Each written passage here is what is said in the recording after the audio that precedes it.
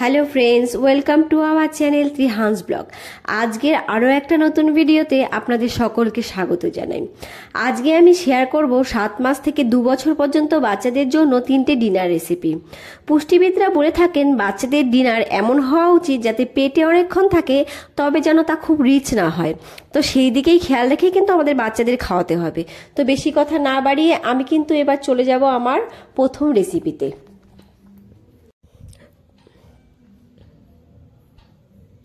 তো প্রথম রেসিপির জন্য আমি এখানে নিয়ে নিয়েছি মিষ্টি আলু আর সেদ্ধ চাল। আমি একটা আলু আগে থেকে ভালো করে কেটে খোসা ছাড়িয়ে কিন্তু ধুয়ে রেখেছি, আর এখানে নিয়েছি সেদ্ধ চাল। এগুলো আমি 1 ঘন্টা ভিজিয়ে রেখেছিলাম আর ধুয়ে নিয়েছি। এবারে এগুলো আমি প্রেসার কুকারে দিয়ে নিচ্ছি, দিয়ে আমি এখানে দিয়ে দেবো পরিমাণ মতো জল। তো আমি এখন এখানে জল দিয়ে নিচ্ছি।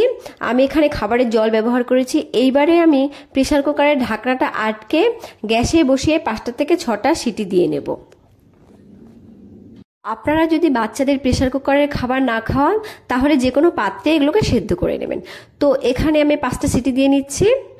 সিটিটা হয়ে গেলে আমি নামিয়ে নেব। তো এখানে নামিয়ে নিয়েছি আর কুকারটাকে ঠান্ডা করে নিয়েছি। তো এখানে চাল আর আলুগুলো কিন্তু সেদ্ধ হয়ে গেছে। এবারে কিন্তু আমি একটা ডাল ঘুটনির সাহায্যে ভালো করে ম্যাশ করে নেব। আপনারা চাইলে কিন্তু এখানে ছাঁকনির সাহায্যে ঘষে ম্যাশ করে নিতে পারেন। তো আমার ম্যাশটা হয়ে গেছে। এবারে আমি একটা বাটি নিয়ে নিচ্ছি, বাটিতে খাবারটা ঢেলে নিচ্ছি।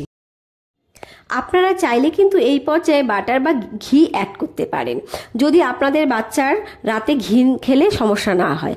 আর না হলে এখানে ফর্মুলা মিল্ক মিশিয়ে খাওয়াতে পারেন। আর রাতে ঘি খাওয়ালে কিন্তু বাচ্চাদের কিন্তু অনেক সময় পেটে ব্যথা বা গ্যাসের সম্ভাবনা হতে পারে। যেমন আমি আমার ছেলেকে মাঝে মধ্যে ঘি খাইয়ে দেখেছি যে ওর একটু পেটে ব্যথা বা গ্যাসের সমস্যা হয়ে থাকে। তাই আমি ঘি আর বাটারটা রাতে একটু অ্যাভয়েড করে চলি। তো আমি এখানে ফর্মুলা মিল্কটা দিয়ে নিলাম। এবার আমি ভালো করে একটু মিশিয়ে নেব।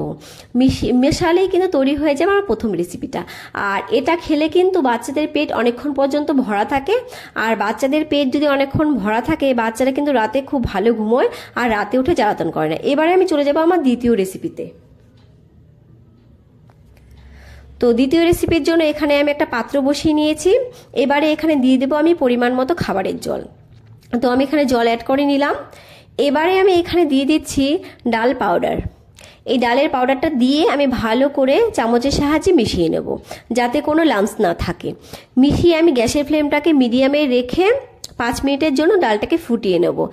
আর এই ডাল পাউডারটা আমি কিভাবে বানিয়েছি তার ভিডিও কিন্তু আমার চ্যানেলে আছে, আপনারা দেখে আসতে পারেন।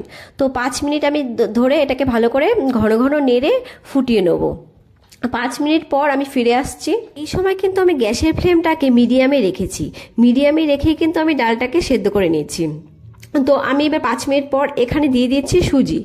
আমি এখানে বাজারের কেনা সুজি ব্যবহার করেছি, আর এগুলোকে কিন্তু আমি আগে থেকে ড্রাই রোস্ট করে রেখেছি। আপনারা চাইলে কিন্তু ঘরের চালের সুজিও ব্যবহার করতে পারেন।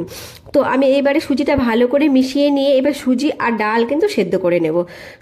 সুজির কিন্তু রয়েছে প্রচুর পুষ্টিগুণ। সুজিতে রয়েছে লোহা, পটাশিয়াম, যা শরীরে হিমোগ্লোবিনের মাত্রা উন্নত করে আর হৃৎপিণ্ড শক্তিশালী করে। এছাড়া রয়েছে carbohydrate, vitamin B, vitamin A. সুজি কিন্তু খুবই সহজপাচ্য আর বাচ্চারা কিন্তু সহজেই হজম করতে পারে। এছাড়া সুজি কিন্তু অনেকক্ষণ পেট ভরিয়ে রাখে, ফলে রাতে কিন্তু সুজি দিলে বাচ্চাদের পেট অনেকক্ষণ ভর্তি থাকবে। এছাড়া সুজি কিন্তু বাচ্চাদের ওজন বাড়াতেও সাহায্য করে।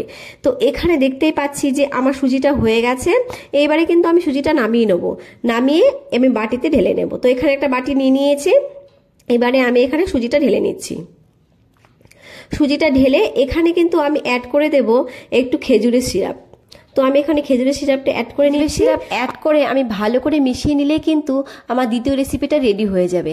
আর আপনারা চাইলে কিন্তু এখানে ফর্মুলা মিল্কও অ্যাড করতে পারেন।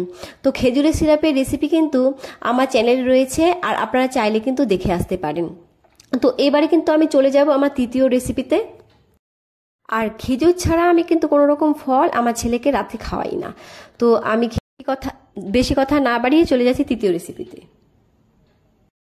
তো তৃতীয় রেসিপির জন্য প্রথমে একটা আটার তৈরি রুটি নিয়ে নিলাম, আর সেই রুটিটাকে আমি গরম জলে দিয়ে দিলাম। দিয়ে আমি 30 মিনিটের জন্য ঢাকা দিয়ে রাখবো। তো ফিরে আসলাম 30 মিনিট পর। দেখুন রুটিটা কতটা ফুলে গেছে আর অনেকটাই কিন্তু নরম হয়ে গেছে। এবারে আমি একটা ছাঁকনির সাহায্যে এই জলটাকে একটুখানি ঝরিয়ে নিয়ে আসছি। তো আমার জল ঝরানো কমপ্লিট। আর এই রুটিটা এতটা নরম হয়ে গেছে যে ব্লেন্ডারে দেওয়ার প্রয়োজনই পড়ে না। এবার আমি হাত দিয়ে ভালো করে চটকে নিচ্ছি। চটকে নিলেই কিন্তু বাচ্চারা সহজেই খেতে পারবে। এবারে আমি এখানে অ্যাড করে নিচ্ছি একটু ফর্মুলা মিল্ক অ্যাড করে আমি ভালো করে মিশিয়ে নিব। এইভাবে খেলে কিন্তু বাচ্চাদের কখনো গ্যাস হবে না।